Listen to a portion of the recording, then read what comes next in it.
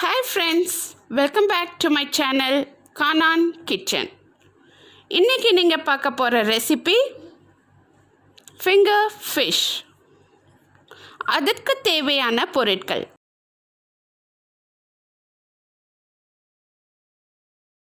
First ஒரு பவுல் எடுத்துக்கோங்க. இதில் அரை கிலோ பாறை மீன். இதை finger fishக்கு தகுந்த மாதிரி ஸ்லைஸா வெட்டிக்கணும்.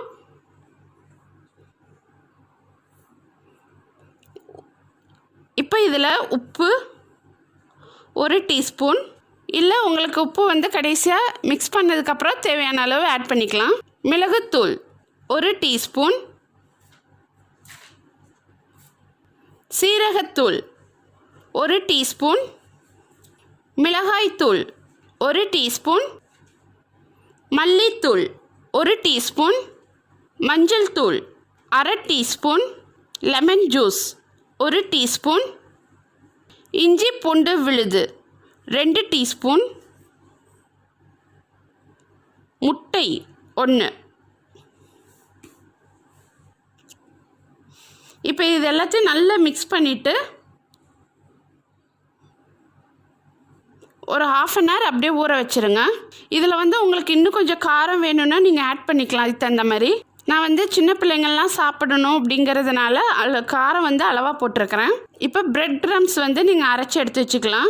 பிரெட் க்ரம்ஸ் பேக்கெட்டில் கிடைக்கும். அப்படி இல்லைன்னா நீங்கள் ரஸ்க்கு வாங்கி தூள் பண்ணி வச்சுக்கோங்க.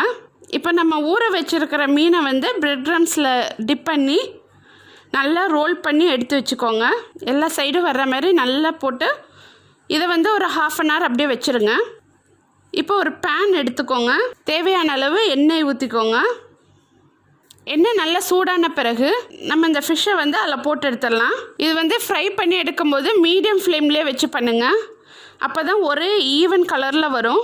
நீங்கள் தீ ரொம்ப வச்சிங்கன்னா கருகி போயிடும். பாருங்கள், இப்போ அடுத்த சைட் அப்படியே லைட்டாக திருப்பி விட்டுக்கோங்க.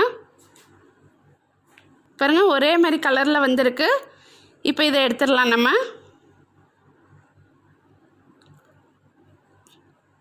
குழந்தைங்கள்லேருந்து பெரியவங்க வரைக்கும் விரும்பி சாப்பிடுவாங்க.